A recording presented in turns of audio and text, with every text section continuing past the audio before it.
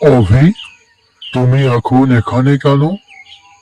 সামনে তোমার পরীক্ষা।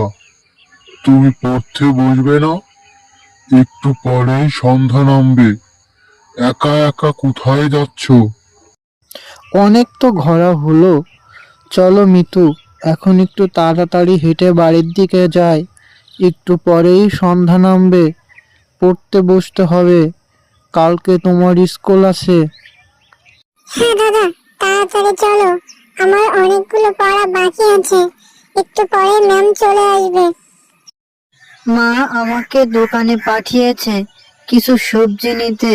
আমি সবজি নিয়েই তাড়াতাড়ি বাড়ি ফিরে যাব। ঠিক আছে, তাড়াতাড়ি বাড়ি ফিরে যেও। সামনে পরীক্ষা, ভালো করে পড়তে হবে। ঠিক আছে, ভালোভাবে যেও, সাবধানে যেও।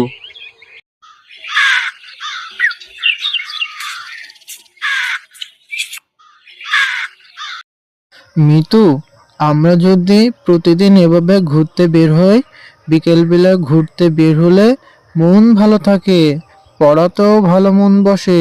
এ কি, আমার স্যার, স্কুলের স্যার! স্যার, নমস্কার স্যার। স্যার, কেমন আছেন আপনি? আমি এখন বাড়িতে থাকি না, আমি শহরের একটা স্কুলে ভর্তি হয়েছি। আমি সেখানে রোজ সকালে স্কুলে যাই এবং সন্ধ্যায় বাড়ি ফিরি। আপনার সাথে অনেক দিন দেখা হয় না। আমার বোন মিতু, ও আমার ছোট বোন, ও আমার স্কুলে ভর্তি হয়েছে। এই তো এবছরই ভর্তি হলো।